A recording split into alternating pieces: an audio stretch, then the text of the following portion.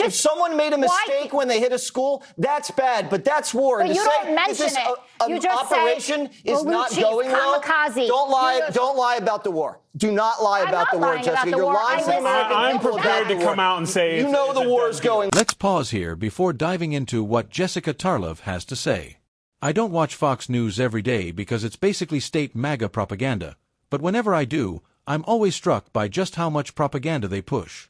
There are so many ridiculous claims from Jesse Waters and others that it's almost impossible to address them all. As we'll see from Jessica Tarlov, people on the left or Democrats tend to present facts, while MAGA figures like Jesse Waters mostly share opinions and feelings. They spin fantasies, like if Gavin Newsom were president, everything would be perfect, but the reality is we have Donald Trump as president, and what's happened? Trump got the U.S. involved in a war with Iran that 60 to 80% of Americans didn't want. Some argue Trump did great things in the Middle East, only for Biden to screw it up, but Trump tore up one of the Obama administration's best achievements, a successful nuclear deal with Iran, just because he couldn't let Obama, a black president, get anything right. That move created much of the problems we face now. Biden pulled out of Afghanistan, arguably one of the best decisions of his presidency, under an agreement made during his administration. Fox News, meanwhile, continues pushing lies, propaganda, and opinion, spinning fantasy scenarios about Gavin Newsom. Let's see what Jessica Tarlov has to say. Democrat argument against the war is three things. It's illegal, not true. It's going badly, definitely not true. And it's unnecessary. And if you look at the last week, we've proved that it was necessary because every time they send a missile or a drone our way or our allies' way, we have to intercept it with a THAAD, a Patriot, a Hornet, or a laser. That costs blood and treasure. If we had waited for the threat to be imminent, 5 years, 3 years, maybe in Gavin Newsom's next presidential term, the Iranians would build up such a massive stockpile of drones and missiles, it would have created a shield around their nuclear program, and any operation like this would have been unthinkably bloody and catastrophic and may not have worked. And it may have prevented, let's just go with the argument, President Gavin Newsom from even doing this. And then on his watch, we would have had a nuclear Iran who would have been able to blackmail the entire world. I didn't even know this, but 1/3 of the world's population is within range of Iranian missiles. If we had waited, it would have been more. I'm talking from Paris to Calcutta. We did the entire world a favor. This war was the last realistic opportunity to take this regime out, and it's going incredibly well. The drone carrier was just taken out. We have growlers jamming their electronics. We actually have attack helicopters flying over the capital of the country. Think about that. 6 days ago, we were firing missiles from the Mediterranean, and now we have manned attack helicopters right across their capital, leveling their command and control posts, and they can't do a thing about it because they're blind. The pace of U.S. operations is doubling over the last 48 hours, and the pace of the Iranian offensive effectiveness has just dropped. It's plummeting. The Israelis, they just lowered their threat level. They can come out of their bunkers now. Flights are coming out of Tel Aviv now. Their strategy is to cower and wait until we don't have the stomach for this and to inflict enough pain on our Arab allies, hit an oil refinery or a tanker, so it raises the cost of the war. Pete Hegseth said it best. We have the will and the commitment and the munitions to see this thing through. And the President of the United States does not seem bothered by the timeline. Right now, you're already seeing desertions among the police, the IRGC, and among regime elements. If that continues to go and you see this ethnic fracturing around the perimeter of the country, remember, it's mostly Persian, but you got Kurds, you got Arabs, you got Baluchis, you got a lot of different sects. If they start to fracture and you get an armed outside group come in and draw this, whatever's left over of this regime out, it opens them up to airstrikes. I think the rest of the country needs to look at this. We are 6 days in. This is going very well. And I think the United States military is the best in the world. Okay, I bet the panel would probably agree on that last part, if not a lot of other things that you said. Now, Kayleigh, I did notice that you were wincing every time you said governor. Gavin Newsom as President Newsom. Yeah. You were a little faint there. You know how important that. Fell over. Try to make a point. Yep. You know how important messaging is, especially in a moment like this. And that's what some of the critics are saying. Listen, the president has spoken about this. He's been very accessible the last few days, as he always is. But does he need to sort of land the plane on messaging here? Because he's got trouble on the far right, too. A lot of the MAGA base who are worried about this. I think the effectiveness of this operation is landing the plane. I think the single most effective communication we've seen was the CENTCOM briefing yesterday. That was extraordinary. They should do those often. But as Jesse was talking, I was just looking up some facts and ensuring I was correct on them, and indeed I was. You had President Trump, when he left office, and this is something I'm going to talk to Vice President Mike Pence about tomorrow, a status quo in the Middle East that was rapidly going in a positive direction. You had Middle East peace accords, the first time in 25 years. I was sitting there on the South Lawn when Bahrain and the UAE said, we are going to normalize relations with Israel. 2 other countries came on board. I was told by people in the administration, if they would have been given a little more time, Saudi Arabia would have normalized relations. Not only that, I was looking this up and confirming the last 11 months of the Trump presidency, you had not a single U.S. service member pass away in Iraq during active duty. That's an extraordinary accomplishment. And it didn't come just on its own. It came because President Trump got on the phone with the leader of the Taliban and said, if you harm the hair on the head of an American service member, you will have hell to pay. And it paid dividends. And then you had Biden come in, and you had Abbey Gate, and you had all of these U.S. service members die at the Abbey Gate, the disastrous withdrawal from Afghanistan. You had immediate resuming of talks with Iran. The posture changed, and Iran grew, and October 7th happened. This was the time to strike. If not now, when? Allow these maniacs to get nuclear weapons? I mean, just today, you want another data point as to how crazy these religious fanatics were? Look at Trey Inks reporting that Khamenei chose not to go down into the bunker last Saturday because he was confident that nobody would have the guts to strike him. Well, maybe you remember Biden. You don't remember President Trump because he struck you and the Ayatollah was killed immediately. Imagine if this wouldn't have happened. Imagine, God forbid, there's a Gavin Newsom presidency and the damage that would be done to U.S. service members abroad. You sometimes need to show your strength. President Trump has done that. Iran will never have nuclear weapons, and that will be the legacy of President Trump. Well, Jessica, to the points that both of them have. Let's pause here for a moment before getting into what Jessica Tarlov has to say. I don't watch Fox News every day because I already know it's basically MAGA propaganda, but whenever I do watch it, I'm always surprised by just how intense the propaganda really is. There are so many ridiculous things said by Jesse Waters and the others that it's almost impossible to respond to all of them. But as we're about to see from what Jessica Tarlov says, there's a clear difference in how the arguments are presented. When people on the left, Democrats or liberals, speak, they usually present facts.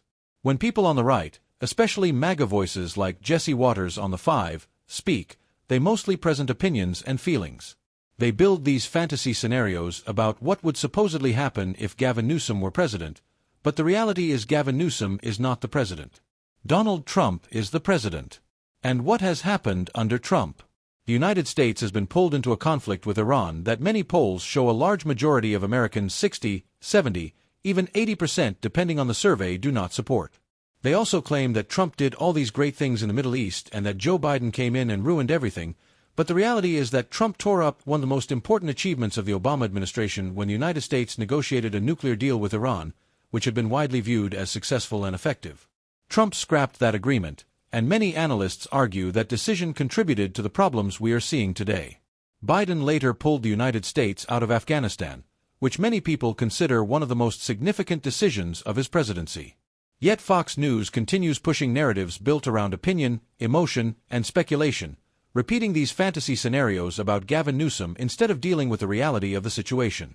With that in mind, let's hear what Jessica Tarlov has to say. Made so far, Jesse and Kayleigh, this issue about imminence and the fact that proxies were, fully funded, carrying out all kinds of terrible attacks, those kinds of things. We know that there were active assassination attempts that Iran hoped to carry out on President Trump. Where for you does the line come when it's imminent, not imminent? Well, the right would have you believe that it's been an imminent threat for 47 years, even though we were sending birthday cakes all around. And Jesse says in 5 or 10 years, it could have gotten really bad. That would have given us a little more time to think this through. And you guys basically listening to you should just wave that mission accomplished banner and go back to that kind of era, because you're talking as if that this is a done deal, that we are so overwhelming them that nothing can go wrong, when the facts on the ground are that things are going wrong. Wall Street Journal, New York Times, Reuters, NBC confirming that it was U.S. airstrikes that were responsible for hitting that Iranian school. Over 150 people dead, dozens of children. You talk about our new allies in the region, and I have given President Trump his flowers multiple times about the Abraham Accords, but the FT reporting that our partners like the Saudis, the Emiratis, Kuwaitis, Qataris are talking about withdrawing from contracts with us and suspending their investments. Oil prices surging. You love to talk about gas prices up to $86 a barrel. The Qataris say we get you to $150 a barrel, gas up 35 cents in a lot of conservative states. So that's not good for the midterms. And the Trump administration didn't refill the strategic petroleum reserves. You can say, oh, Biden depleted it. You still had over a year to fill it up. And you shouldn't go to war in the Middle East when you don't have enough oil. And now that Russia is providing the Iranians with information on where to strike American forces. So we didn't give the Ukrainians the Tomahawk missiles they asked for to take out the drone factories, the $20,000 drones that we spent $4 million on a missile per to take out. And now the Russians are helping the Iranians, and Bloomberg's reporting that we're going to ease sanctions, oil sanctions on the Kremlin. Are you saying this operation's not going well? I am saying that it is not. Is that what you're saying, Jessica?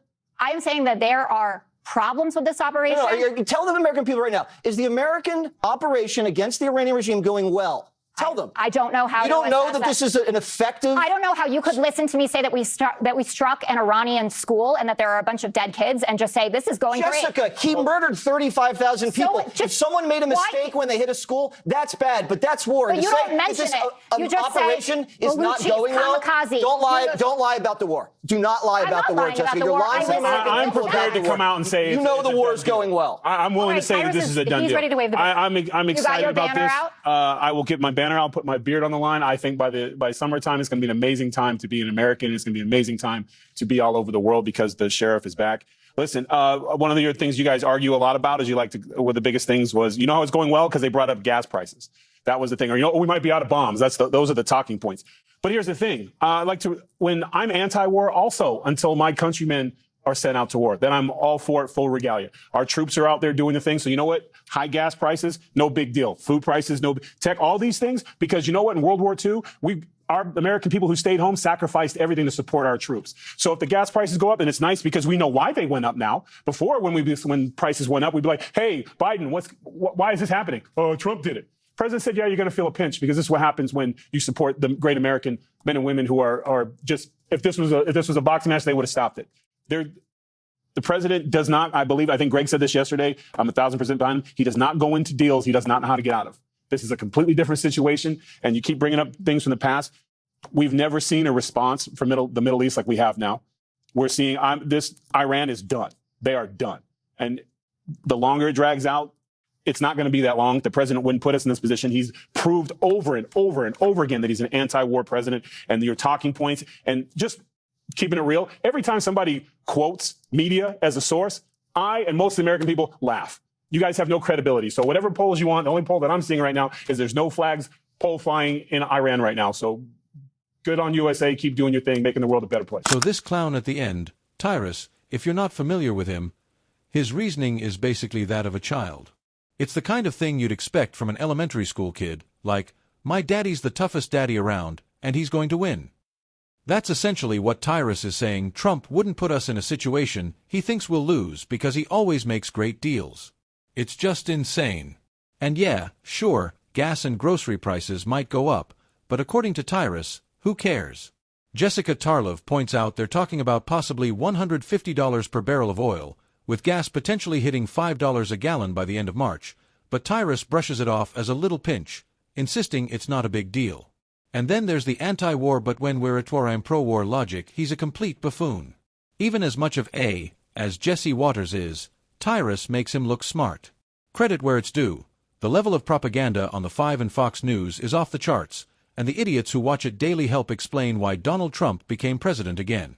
The indignation from Jesse Waters and Tyrus that Jessica Tarlov would dare suggest things aren't going well is just absurd. She brought up the incident with a school, and Jesse Waters shrugged it off, saying mistakes happen in war, but that wasn't a mistake, it was deliberate. Of course, Jesse didn't care, dismissing the victims as kids from another country. Tyrus echoed the same attitude, downplaying high gas prices and saying, who cares if you can't afford groceries? We have to fight Trump's war. It'll be over quickly this weekend, and summer will be great. Sound familiar? Most viewers remember the Iraq War promises, Mission accomplished, it'll be over fast, which stretched into 20 years. Now the administration says this conflict could go on until September, likely much longer. So where do you stand, facts and reality with Jessica Tarlov? Warning, maybe this isn't so great. Or propaganda with Jesse Watters, Tyrus, and the other Fox News pundits. I don't watch Fox News daily because I can only handle so much, but the level of propaganda and gaslighting is staggering. Let me know what you think about all this and make sure to like and subscribe.